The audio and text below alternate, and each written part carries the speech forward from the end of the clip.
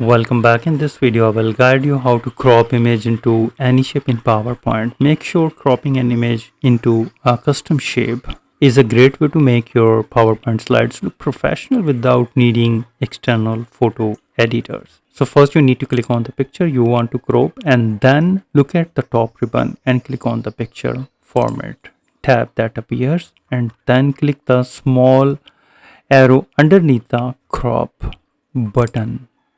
And now first select the aspect ratio, for example 1 by 1, and here you can see that just click outside. And now again select the picture and click on the picture format, click on the crop, and now this time select crop to shape. And here you will see that multiple shapes options, and here you can see that there are call out option. Here you can see that the speech bubble, you can just select it, and here you can see that.